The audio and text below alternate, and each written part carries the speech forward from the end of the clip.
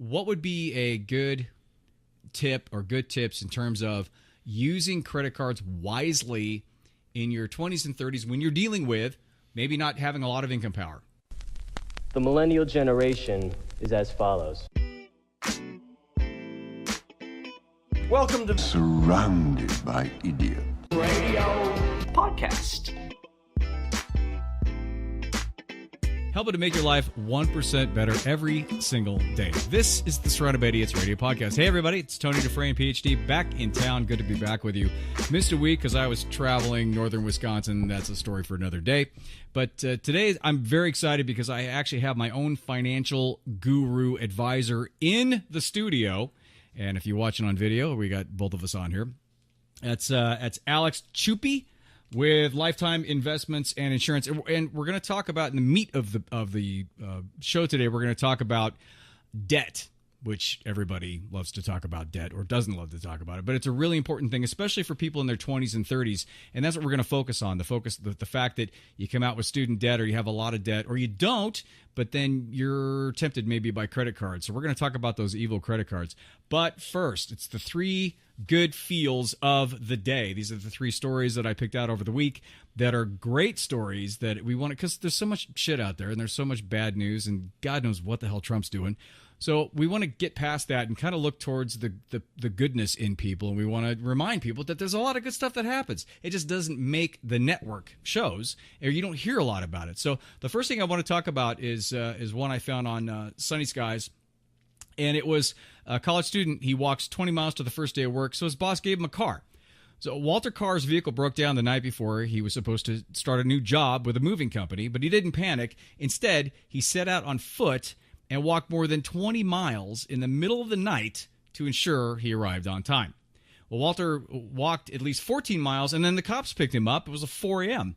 Out in the middle of nowhere. This guy's walking on the side of a road. So once they learned his story, though, they took him to breakfast and then gave him a ride the rest of the way to the home of the Lamy family. The Lamy family was a family that was looking to have a bunch of guys move them. That was and this was his job. His job was as a mover, and it was his first day on the job. It was like an orientation thing. He was scheduled to help move. Well, once he arrived, the officers informed the husband and the wife about his journey, which moved Jenny Lamy, who was the wife, to share his story on a Facebook post. Well, of course, this post went viral, and the word eventually got back to the CEO of the Bellhops Moving Company, which is the company that he was working for. And the CEO's name is Luke Markland.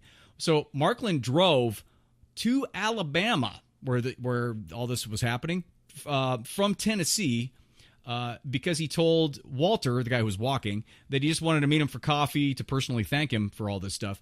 But that meeting ended up actually with Markland surprising Walter by giving him his own 2014 Ford Escape. How awesome is that? That's awesome. Second story of the day. The cops notices boy with bloody socks returns with a new pair of shoes. Well, there was a sergeant and an officer, and they were patrolling out on foot at Cascade View Park. I think this was up in Tukwila, Washington. They were patrolling, and they came across this guy running around in torn, dirty socks and bleeding from a decent-sized cut on the bottom of his foot. Well, the sergeant cleaned up and patched his foot with his first aid kit, and when he asked where the kid's shoes were, he said that he didn't have any shoes because the pair he had was too small for his feet to fit in. He didn't have any shoes that fit in. Couldn't even shove his feet in there.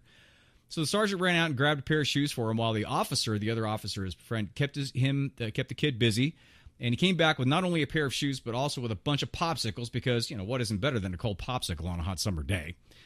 So the officer helped to tie his new friend's shoes, and they all enjoyed a popsicle together before parting ways. That's awesome. Again, I know I'm a broken record on that, but this is the stuff we need to hear.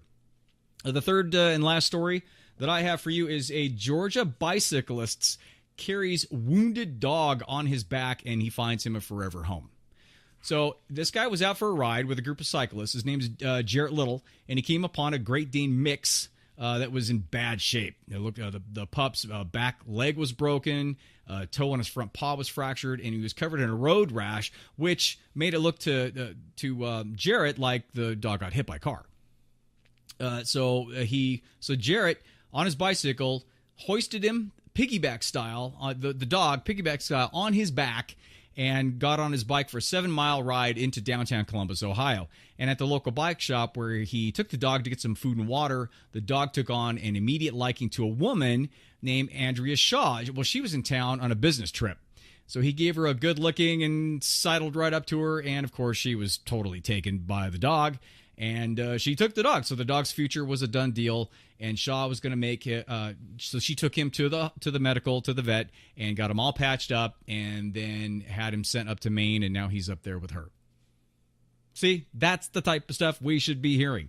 So on that note, there's no transition whatsoever, but we're going to transition into credit cards. So I want to introduce and welcome my friend Alex to the show. Hey, Alex. Hey, Tony. Great to be here. Good. I'm glad. So it was funny because when we were talking right before the show, there was a lot of little stuff that we were going to do. We're going to do like basics of finance. And then I wanted to talk about the difference between finance for 20-year-olds versus 30-year-olds and all that kind of stuff. And as we, like anything, always when you brainstorm and you get other people involved and it's kind of a mind meld, you come up with better stuff. And I think we did. And I think we've come up with a really good topic for today.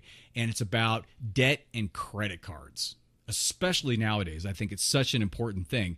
I know personally, when I was in my 20s and 30s, I got a couple credit cards when I was in college, when I first started in college. And actually, I still have that one to this day. Still, that same, the first credit card I ever opened up, I still have it to this day. I figured credit rating wise, I think it's really helped me to have it. But I went into the same issue. I went in, got them, overspent because I had no concept of what really you should do with credit cards. Overspent, a lot of debt, extended my, credit or asked for more credit limit, increased that, got a couple cards. I got into, I was probably up to $30,000 or $40,000 in debt. And that wasn't even including student debt because I didn't have any at the time. I sort of paid it off as I went because back then, college was affordable. You didn't have to get a whole bunch of debt for that. I mean, that was a long time ago. It's different now. And this is the situation that I see with my clients. When we talk about finance, this is the thing that you see with people in their 20s and 30s and just getting into this credit card thing. What's the deal with credit cards and why is it such a like a bomb waiting to explode, or why is it so delicate, and how can we use them effectively? That's a great question, Tony. Credit card debt, it's probably the number one cause of financial issues that people have. And a lot of relationships come into a hole because of credit card debt. Well, that's for sure. So you have maybe one party that's okay with overspending, and then you have the other party that's not really okay with overspending. Mm-hmm. So that's the main cause. Staying out of debt and living within your means, it's key to being financially independent. If you can live below your means, then you'll have disposable income that you can put towards your financial goals and invest in, for a down payment on a car or buy a house or whatever you want to do, versus overspending and paying 15, 20, 25% interest on credit cards. Yeah, because credit cards is essentially debt. It's either short-term or long-term debt. So really, can you use that debt in your favor somehow in terms of growing your assets or growing your financial knowledge and keeping your money? Is there a way that you can use credit cards to keep your money? Yes, you can. It depends. I took a credit line of $25,000, and I had this offer from a credit card that I was paying 3% interest for 18 months. So you pay a transfer fee of 3%, and that's roughly $750. So $750 just to transfer your debt from like one card to another? Is that what you're saying? No.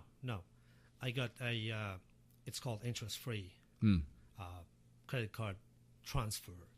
So you get a credit line, let's say of $25,000, and you pay 3% for that, and you pay no interest for 18 months on a balance. Oh, the no interest thing. As long as you pay it off in 18 months, that's all you pay. That's $750. Right, as long as you pay it off. So I Right. got to utilize $25,000 because I needed the money back then Okay. for $750, which is a very, very good deal. That's a great deal. Yeah. Yeah. But the problem starts with you not paying it within the time frame that it's interest free. Exactly. That's when the interest rate kicks in. And how much does it kick in to? I think it's 17.9 or Sha. close 8. So it goes from 3% to like 18%. Yes. And now you're stuck with, whatever you have to pay, 20 grand or 15 grand out of that 25. And now you're at 18%. Now you're screwed. Because if you look at, we're not going to do the numbers, but if you look at the numbers in terms of 18% interest, that's every single month you're paying a big chunk just for the interest, let alone paying down what you owe. So in terms of that, intentions are great. If you're like, hey, I just need this 20 grand. That's why payday loan stuff is out there, because people say, oh, hey, I just need $500 to cover and pay my rent until I get paid on Friday. But you know what happens?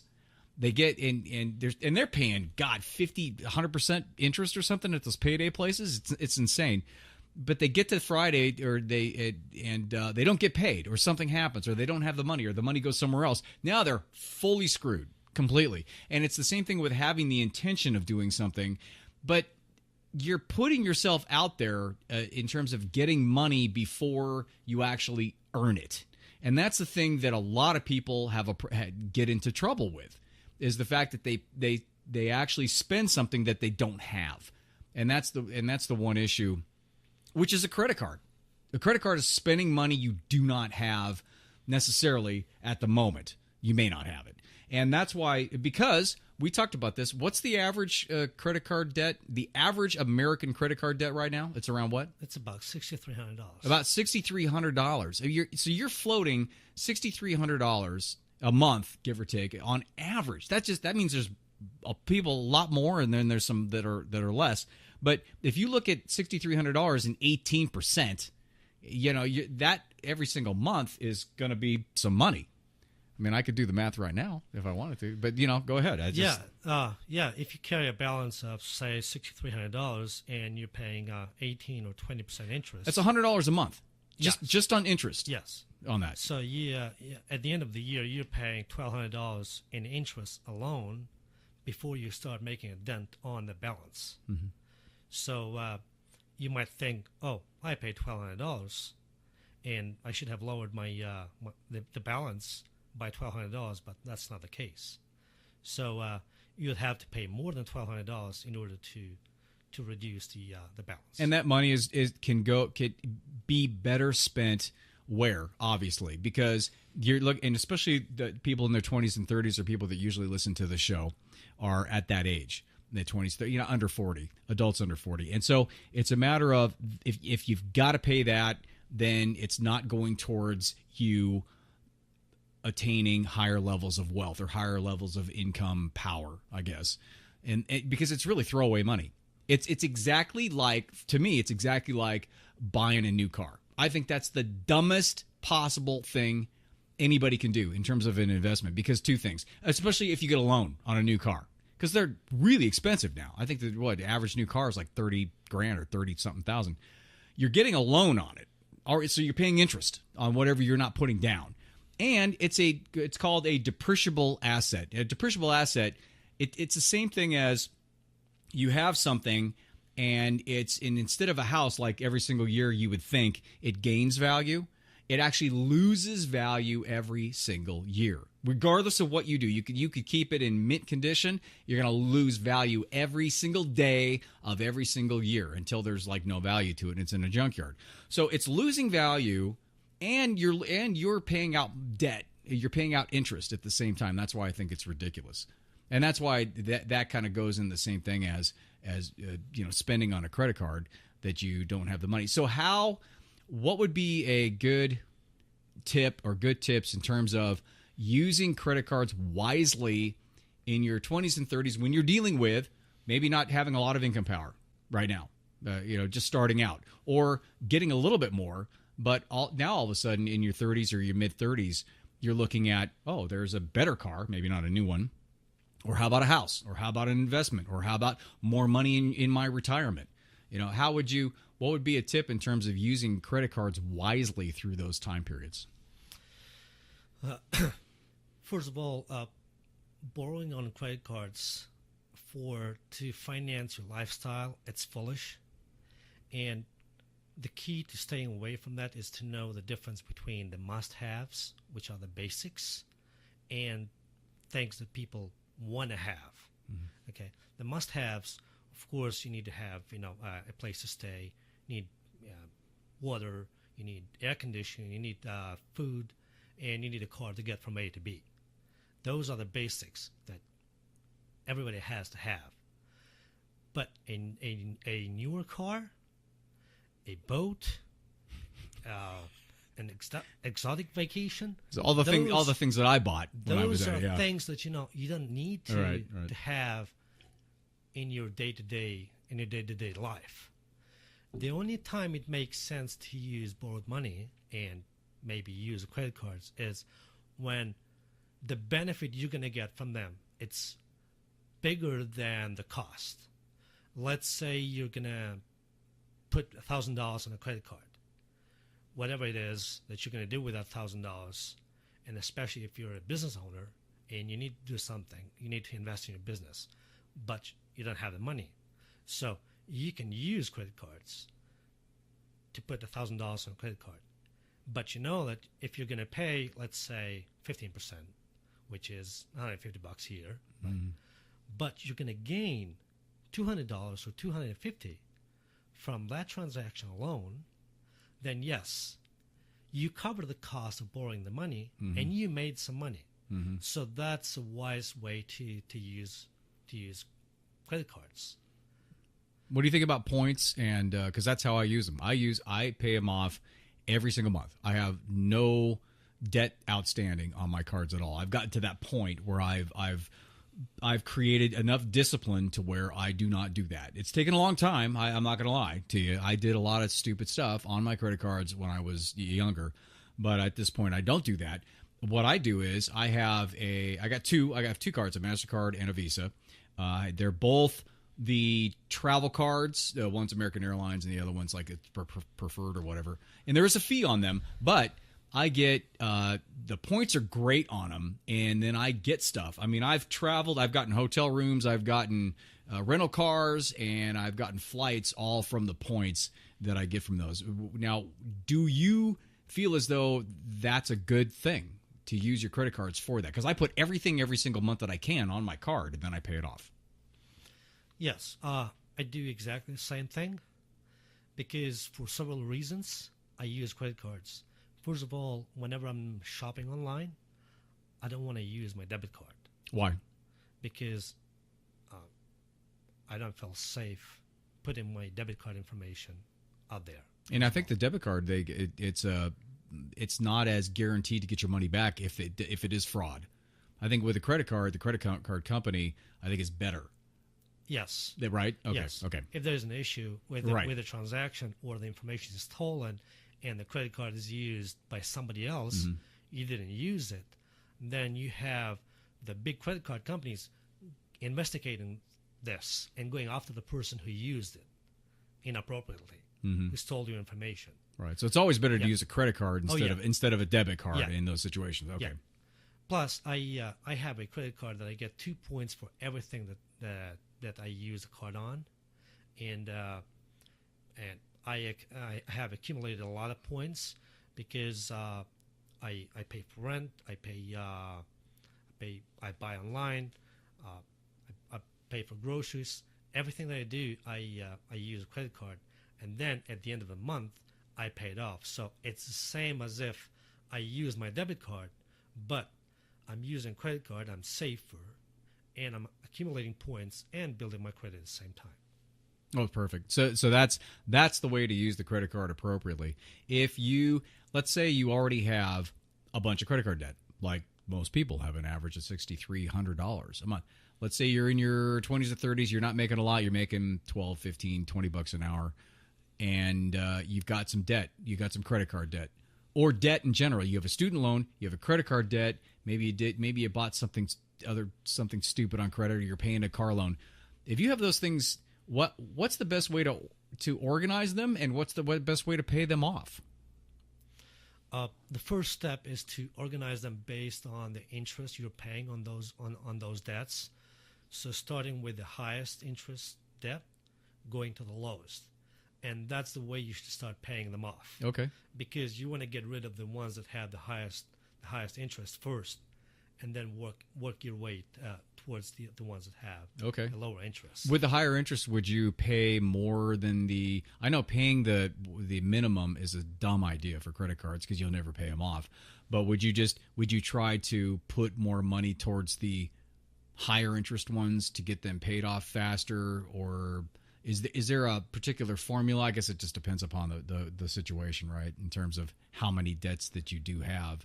But is that kind of what you're saying? When you do organize them, you put more money towards the higher one every month? If your goal is financial independence, you can't get financially independent by paying 18% or 20% interest to credit cards. So your goal should be to put as much money as you can toward these high interest credit cards. So it's a smart idea to find ways to put more money towards them. Just find ways to to save more until you pay them off, and realize that the sooner you pay them, the better off you are and on a fast path to financial independence. Should you still put money in savings at the same time trying to pay off a high interest card? No. Okay. No. Everything should go there, because why would you put money in savings and make, I don't know, maybe 1% or 2% a year? Maybe. Yeah. When you have debt here that you should pay off and avoid paying 18% or 20%. I think that's a very important point that a lot of people don't know. Is the fact that, because we've always been drilled. I mean, me personally, and I know a lot of people that I know have been drilled about, hey, you got to have a emergency fund, or you have to have some savings, or that kind of thing, which is, I think you should have a couple bucks on you. But still, I think that's a very good point. The point is that you got to get yourself out of debt first, period. Exactly. Right? Yes. That's it. All right, great. My last tidbit of life experience tip for all this stuff is rent your fun. And this comes from a guy who has spent lots of money on lots of stupid stuff. I've had 4 boats in my life. I used to race jet skis. I had a ton of those. I had a lot of expensive cars when I thought that even mattered, and all that. And it was just such a pointless waste because nobody cares. I mean, the boat thing is cool, especially being out here in Arizona and Vegas and California, because we have the it's just a fun little boat community and stuff. But it's a lot better to rent your fun than it is to own it. And if you just do the quick math on there, that's the way to go. So just rent your fun. That would be my tip. Do you have like one overall financial tip for anybody listening, not regardless of how old they are? Staying out of debt, living below your means, having a financial plan and sticking with a plan, protecting whatever you have and you'll have in the future. So that's a key. And if you want, and speaking of that, if you want a financial plan like Aleks has given me, then you could reach him. You could go to Lifetime Investment and Insurance. Where can they reach you, Aleks? They can go to my website, investing-madesimple.com. Investing-madesimple.com. All right, good. See, there you go. Aleks, thanks. It was a real pleasure to have you. Very much. Great information. And I hope all you guys enjoyed it. Remember, you can go to javabud.com for the video. You can go to the YouTube channel as The Java Bud, Instagram, and all the other stuff. You know where to find me. It's all there. You can get the book still online, and you can also get a little freebie. There's still the little freebie thing that I have as well. Anything else or any concerns or questions, if you want to ask Aleks another question, you can always get back to me at tony@javabud.com. Other than that, you know the routine. Have a good week, and I'll talk to you next week. Bye.